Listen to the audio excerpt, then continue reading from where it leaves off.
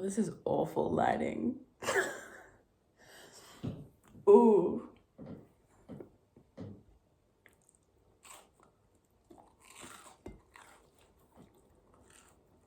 This is awful. It's the only thing I have, so I guess that's what you're getting. But anyway, this guy's gonna be so pretty. Yellow, purple, and blue. Stop that. Anyway.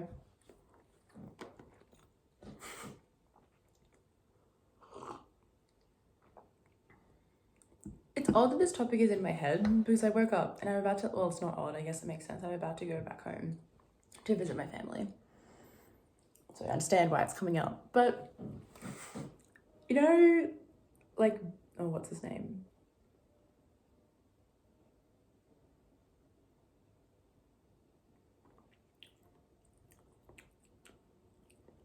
I know everyone's name around him except his.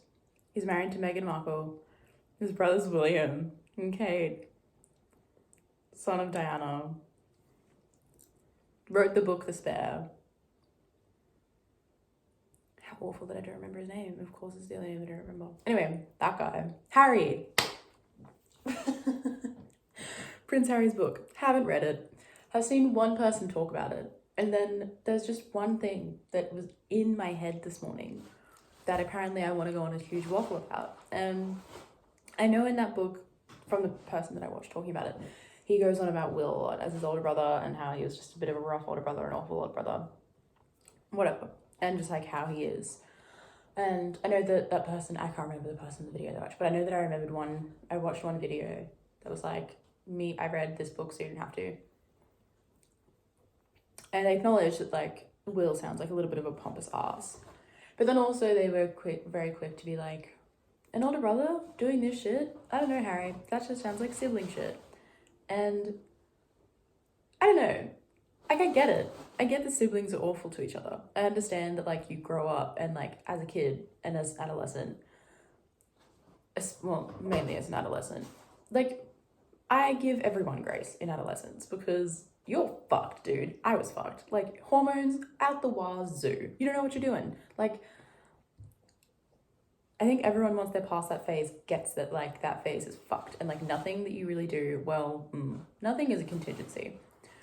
Most things that you do when you're a teenager, you look back and you're like, oh, I was a teenager, or I was a child, whatever. But also, there's something to be said about, like, sibling trauma. And even though I'm not saying, you know, obviously people grow, and you grow out of the person that you were when you were little.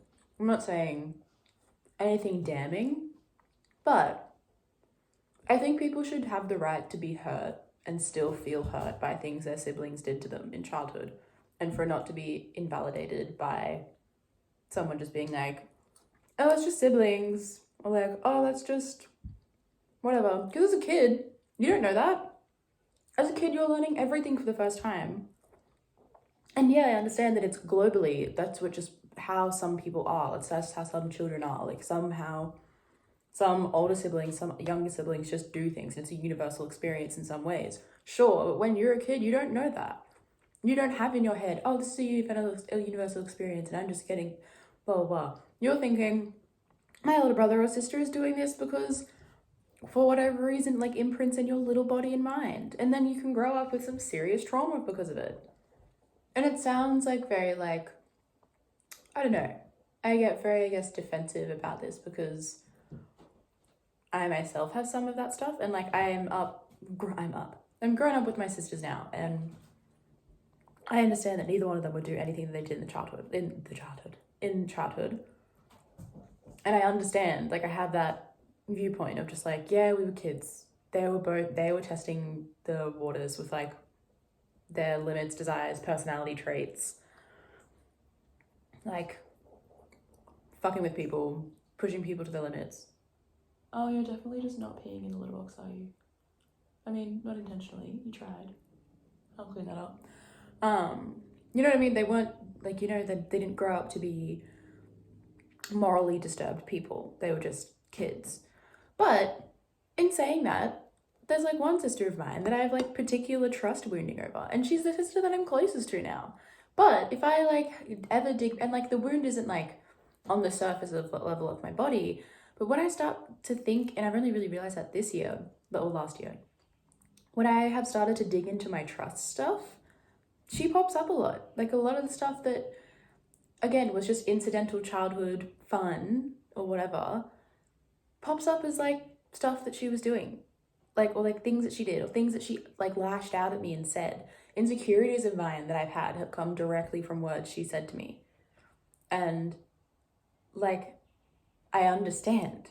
That just comes from like when someone was like a hot-headed, self-centered teenager, or when they were a child who just like didn't fully understand and like wanted to impress her friends or like whatever. Like, and I was just like the little sister. Like, you know, I understand that. But also, little me didn't. Little me was like, you're my big sister, I love you and I trust you. Why would you do these things to me? And look, they weren't awful things. They were just like little pranks or like, do you know what I mean? Like, again, they were just like little pranks or little things that just like my sensitive little soul was just like, why would you do this? I thought there was only love in the world.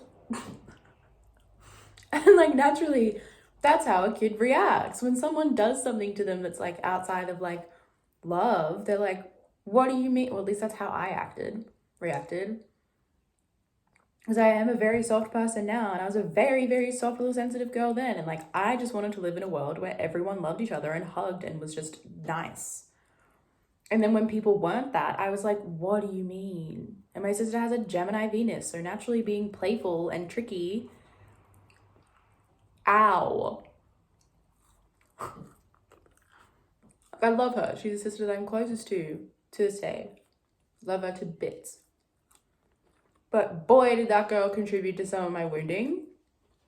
And I'm not going to hold her accountable for it now. I'm not going to be like, you're an awful person and you caused me wounding, blah, blah, blah. I'm just going to work through it on my own. But I also think I deserve the right to talk about it. And for people to not be able to come at me and be like, that's just like siblings. Like, fuck off. Yeah, it is. But also, I don't like to be hurt by things. Shut up. And even though I've never read Harry's book, don't intend to watch any more videos about it, I think he deserves to feel the right. And I'm not saying everyone's like saying he doesn't feel the right to be upset. I'm latching on to the phrase, it's just what siblings do. And so many people say that. It's just a colloquialized thing. But there are a lot of colloquialized things that are just not helpful. I'm not bad. This is the thing. I'm nitpicking something that isn't bad. Like, how do I say this? I'm nitpicking something that is very small and obviously touches one of my very, very small insecurities, or like, not insecurities, sensitivities. And a lot of people in life get by just fine by viewing their sibling shit as just sibling shit. You know what I mean? So I understand that like, this might seem menial, or it might seem like, why are you addressing this? Like, it makes sense just to be able to be like, sibling shit, like, people get along, people live, it's fine. And it is. So if you want to live like that, that's so fine. But I know, for me, and just the composition of the kind of human that I am, being extraordinarily sensitive and having a history of not really knowing if I'm ever allowed to feel the way that I do, I need that grace of, you can take what happened to you in your childhood and that pain seriously, and you're allowed to listen to it, and you're allowed to validate it, and you're allowed to be hurt by stuff that hurt you. So if you live outside of that box and you just want to dismiss your sibling shit as sibling shit because maybe it wasn't that bad and it didn't actually affect you, run wild, babe. But myself and maybe a couple other people need to be able to have that validation of like, yes, I love my sibling. Yes, I can look back and go, they were just being a kid, teenager, child, whatever. But in the same breath, I think it can also exist that what was happening to me at that time, even if it was a little prank, even if it was just somebody being a hot-headed teenager, it hurt me. It hurt little me that didn't have the context that I have now, that didn't have the understanding and the perspective that I have now. and was just like a little kid that was hurt. And that's okay. I didn't know this rant would come out of me. But also, whatever. There's 10 minutes of my life. Who cares? Yeah. Okay. Hope it wasn't annoying for me to be eating and talking. I know that's like a faux pas. But also,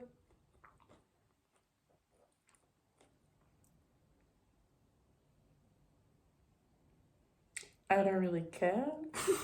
At least with this. Like, hi. You don't come here for manners. I think we can get over it. Unless you can't, which is fine. So fair. So fair, babes. You do you. If you can't get through chewing, trust me, I get it. I have sensory issues. My mom drove me up the wall chewing when I was little. To the point where it's like, it's a thing. Even now, I just don't live with her. So yeah, if you can't get past it, totally get it. I'm not gonna stop though. Toast is delicious. And for the past like month or two, I found like the most amazing gluten-free bread.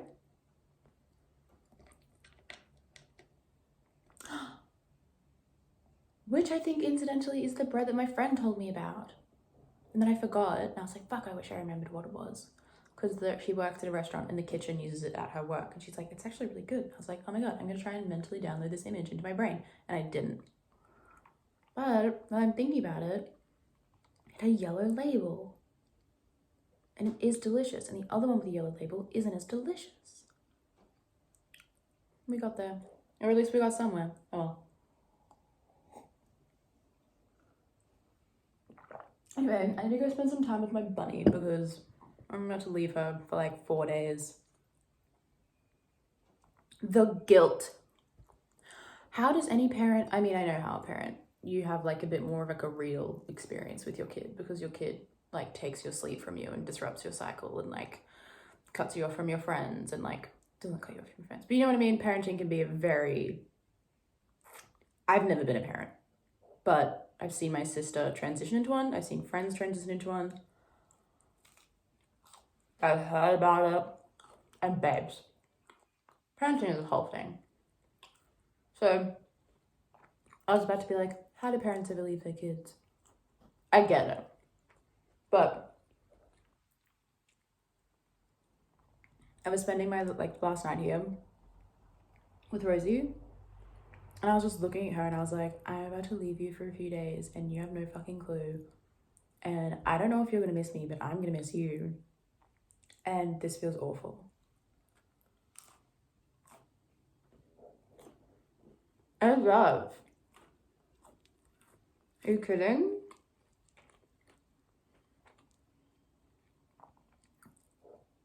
But I think it would be her personal hell to do the traveling and like being in a place for like a short amount of time that's like completely different for her. Especially when she's never done anything of the sort. Like, she just exists in this house and in the garden. And sometimes in my car because I'm trying to get her used to the car ride. But like, not for an extended period of time, babe. Not for longer than an hour. I'm not gonna slap that on her out of nowhere. Anyway.